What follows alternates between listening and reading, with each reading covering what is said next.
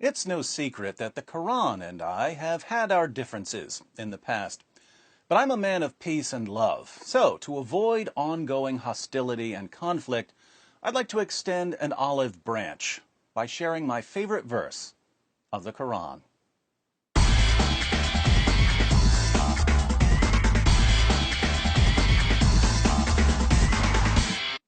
You might think that my favorite Quran verse is the verse I quote most frequently, Surah 9, verse 29, where Allah commands Muslims to violently subjugate Jews and Christians. But this isn't my favorite Quran verse at all. I just quote it a lot to help people understand 14 centuries of jihad. Since Surah 9, verse 29 isn't my favorite Quran verse, you might think that I'm referring to one of the amusing verses I often use to refute common Muslim arguments. For instance, when Muslims claim that the Quran contains scientific miracles, I like to point out that the Quran says that Dhul Qarnayn traveled so far west he found the place where the sun sets, and that the sun sets in a muddy pool, and that stars are missiles that Allah uses to shoot demons to keep them from sneaking into paradise and listening to his secret plans, and that semen is formed between the backbone and the ribs. As helpful as these verses are, however, they're not my favorite. My favorite verse of the Quran is found in Surah 33, Surat al-Ahzab, one of the most freakishly disturbing chapters of the Quran, and that's saying something. What's amazing about Surah 33 is that, as nauseating as it is, we only have about a third of what it originally said. What we have today is what was left after Muhammad's wives and others sanitized it by removing some of the most abominable and sickening parts. Muslim sources show that more than 100 verses of Surah 33 are now missing. In Abu Ubaid's Kitab Fada'il al-Quran, Aisha declares, Surat al-Ahzab, Surah 33, used to be recited in the time of the Prophet with 200 verses, but when Uthman wrote out the codices, he was unable to procure more of it than there is in it today. Surah 33 in today's Quran only has 73 verses, but it originally had around 200. That's a lot of missing verses. And we know what some of these missing verses said.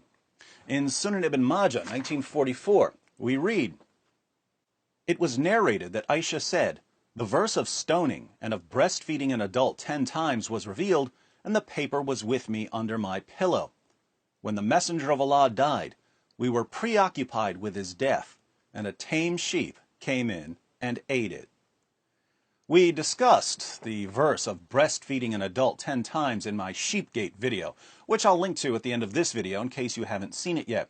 In brief, before more than 100 verses were removed from Surah 33, one of the verses said that if a man and a woman aren't married to each other but they need to be alone together for some reason, the woman is required to breastfeed the man 10 times so that he'll feel like her son and won't be tempted to have sex with her. So according to Allah, the proper Islamic way for women to avoid sexually arousing men is to put their breasts into men's mouths this many times. Fortunately, Muhammad's wives had a better understanding of human nature than Allah did, so they conspired to remove that verse and other verses when Muhammad died after he was poisoned to death by a Jewish woman whose family had been slaughtered by Muslims. But in my humble opinion, Muhammad's wives should have taken out the entire chapter. Keep in mind, this is the chapter where Allah gives Muhammad special permission to break the 4-wife limit. Muslims are allowed to marry up to 4 women and girls, but in Surah 33, verse 50, Allah tells Muhammad that he can have as many wives as he wants. How convenient that the man who was receiving the revelations got the most sex partners. This is also the chapter where Allah orders Muhammad to marry the wife of his own adopted son after Muhammad causes the divorce by lusting after her. Since marrying the divorced wife of your own adopted son was frowned upon in 7th century Arabia, Allah decided to abolish adoption in Surah 33, verses 4 to 5. Adoption, of course, is one of the most loving, humane practices in human history, and Allah abolishes it so that Muhammad can have the wife of his own adopted son. Anywho, this utterly detestable chapter is the chapter that contains my favorite Quran verse. My favorite verse of the Quran is Surah 33, verse 53. Surah 33, verse 53 is my favorite verse because it shows beyond any rational doubt what the Quran really is.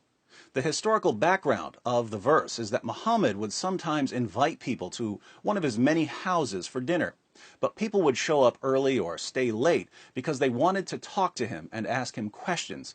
Muhammad didn't want these people hanging around, but he was too shy to tell them that they were annoying him.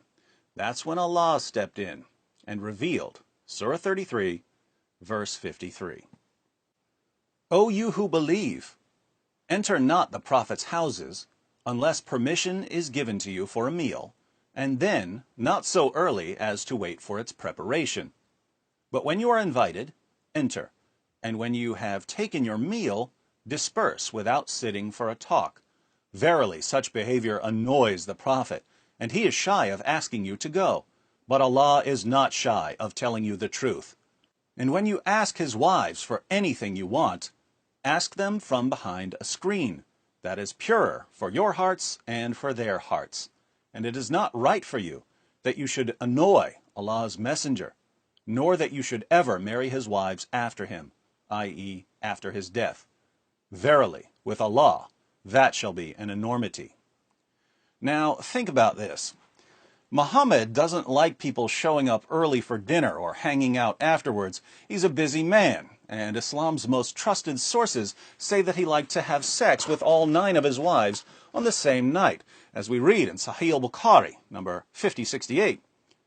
Narrated Anas, the Prophet used to go around, have sexual relations with all his wives in one night, and he had 9 wives.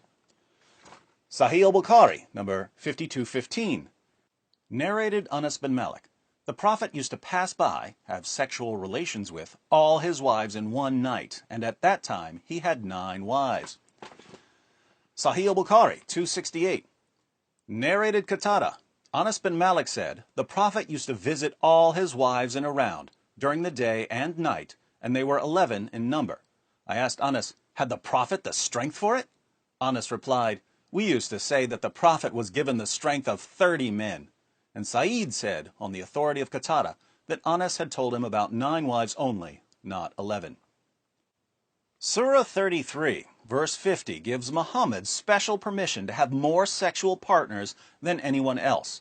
And Muhammad wants to go from house to house, having sex with 9 women and girls a night. Now, obviously, if you're trying to have sex with 9 women and girls a night, not counting your slave girls, you don't have a lot of time for chit-chat.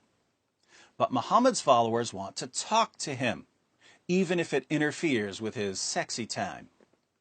Sadly, Muhammad, the guy who brags about having sex with 9 women and girls in one night, is just too shy to tell his followers to stop bothering him. So Allah has to intervene and tell them not to annoy Muhammad. Keep in mind, Muhammad is the one who's receiving these revelations. One day, Muhammad steps out and says, guys, I have a revelation from Allah. This is Allah talking, not me. I wouldn't say any of this, but Allah will. Remember just 3 verses ago when Allah gave me and me alone the right to have more sexual partners than any of you gullible stooges? Well, now Allah wants you to stop coming over to my house early, and He wants you to leave as soon as dinner's over. Again, I wouldn't say any of this. I'm just too shy.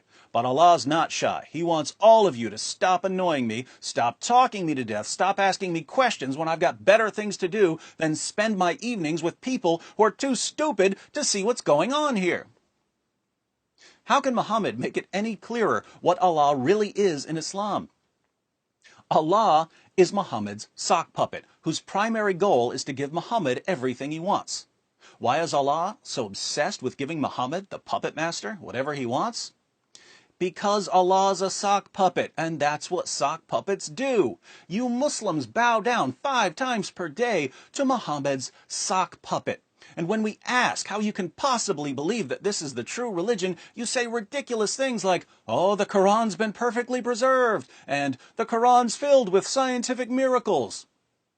Why do you say these things? Is it because you've studied the Quran and its history? Of course not. If you took the time to study, you'd know better. You believe that the Quran has been perfectly preserved and that the Quran contains scientific miracles because your leaders, your imams and sheikhs, the puppeteers, keep the puppet show going for you. But instead of getting mad at them for deceiving you, you get mad at me for telling you that you're being used and manipulated. Now, I'm sick of being the bad guy all the time, so I'm not going to tell you that you need to grow up and learn to study for yourself instead of mindlessly believing what your lying leaders tell you. I wouldn't say that to you because I want to be nice. But I'm happy to inform you that I recently received a revelation from Allah. And Allah isn't nice. He tells you what you need to hear, even if it hurts. Grow up and learn to study for yourself instead of mindlessly believing what your lying leaders tell you. Listen to the super genius David Wood, or you're doomed. And be sure to watch this video about Muhammad's wives conspiring to remove parts of the Quran. Pretty creepy reducing Allah to a mere sock puppet, don't you think? But Surah 33, verse 21 of the Quran says that Muhammad is the pattern of conduct for mankind. So if Muhammad treated Allah like his personal sock puppet, and Muhammad is the pattern of conduct for mankind, the only way we can avoid treating Allah like this is to reject Islam.